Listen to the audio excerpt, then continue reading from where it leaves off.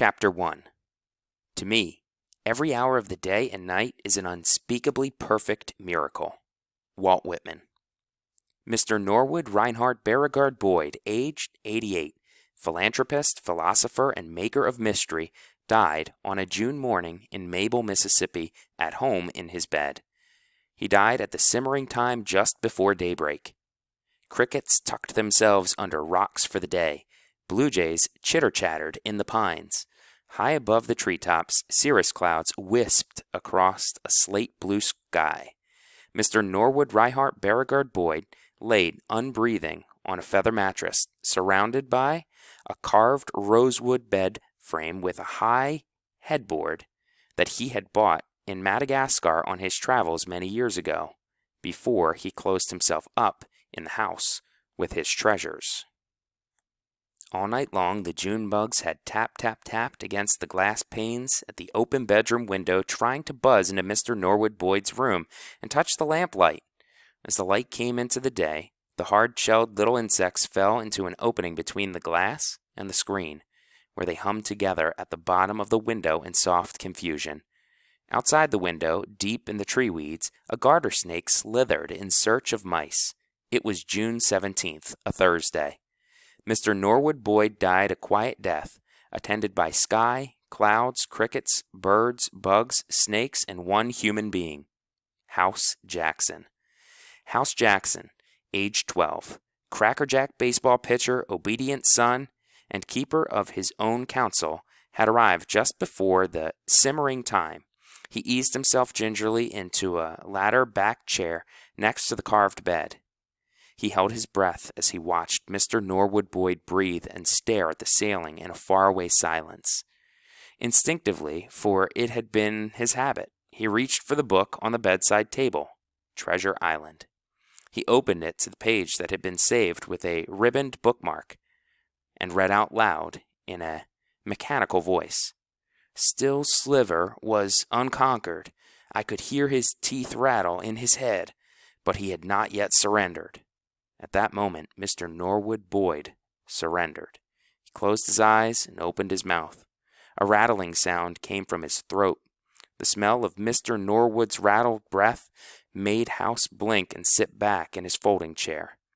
That breath, the sound of it, and the smell of it traveled the entire room, spalling the air like a statue, as if that breath was the last farewell to the big old bed, and a last farewell to the lighted lamp, a last farewell to the rose-petaled carpet, to the bureau where the clothes were kept, to the bedside table where the water shimmered in the glass, and to House, who had been faithful. When there was no more rattle and no more breath, House did as he had been instructed to do. He called Doc McRae's office from the big black telephone beside Mr. Norwood Boyd's bed. His fingers trembled as he dialed, and his voice crackled as it tried to speak. Mr. Norwood Boyd? He was out of breath. Who is this? Asked a cranky-voiced Miss Betty Ramsey at the doctor's answering service. He's dead. House felt the truth tingle across his shoulders, up his neck, through his scalp. He reached under his baseball cap and gave his head a small scratch. Is this a joke? Miss Betty did not like jokes. No, ma'am, House whispered. His pale cheeks were on fire. He could practically hear his freckles sizzle. Miss Betty's voice was high and nasal. Is that you, Clebo Wilson? You scoundrel. I'm calling your mama right now. She'll whip you good. This is not funny. House couldn't think of one useful thing to say. Miss Betty waited. Hello? House put the telephone receiver back in its cradle as quietly as he could, as if he were handling a sleeping baby. Miss Betty's voice squeaked. Who's there? Who's? And then it was gone. House licked his lips and stared at Mr. Norwood Boyd. He had half a mind to touch him, but he didn't. His mother had died at home 6 years ago, and he had wanted to touch her too, but he didn't. He thought about that moment now, of how he had somehow known that body lying on the bed was no longer his mother. She was no longer there, and now Mr. Norwood Boyd was no longer here. House glanced out the window where the sun was beginning to light up the day. It would be a hot one. Soon the whole town would know about Mr. Norwood Boyd's death. Kids would talk, and the stories about Norwood Boyd would surface. The old rumors would rise, and kids would have a heyday. And there was nothing House could do about that. What could he say that would change anything? No one would believe him anyway, and he'd never hear the end of it. It was best to keep his secret and tell none of them. He rubbed his open palms across his face and stood up. It had been a hard morning, an unbelievable morning, and today there would be more hard things. As soon as the sun blazed high in the morning, he was going to have to face an enemy, a girl. Swallow your toads early in the day, his mother used to say, and get the hardest things over with first. When he was 6, his toads were easy to understand. Make your bed, clean your room, vegetables. As he got older, toads got harder to swallow. Apologize, be responsible, tell the truth. Now that he was 12, his toads were life-sized and impossible to face, much less swallow. But he wouldn't do it. He would do it. He stared at the cobweb in the corner of the room. He had already faced death. He could face his toad this morning. House took a last look at Mr. Norwood Boyd. He would go home now. He would take his sister Honey to the pageant tryout because he said he would. Then he would go to baseball practice. He would pitch like Sandy Koufax, his favorite baseball player of all time, on his favorite team of all time, the long-ago Los Angeles Dodgers dream team of 1965. Koufax had pitched a perfect game in 1965, even when his arm felt like it was about to come off. House knew about pain like that. Yes, that's what he would do. He would face his toad, and he would get his life back to normal with the baseball team, the game, the summer, and no one would know that he had sat in Mr. Norwood Boyd's ghostly home this morning watching a dead man decompose. Chapter 2. A man has to have goals. For a day, for a lifetime, and that was mine. To have people say, "There goes Ted Williams, the greatest hitter who ever lived." Left fielder, Boston Red Sox, Ted Williams. The sound of fat trees crunching over a pea gravel at the front gates of Mr. Norwood Boyd's driveway shocked House out of his reverie. He almost bit his tongue, and he leapt to his feet. Outside, car doors opened, shut. "How are we going to get in there?" Sheriff Taylor's voice shifted through the window panes.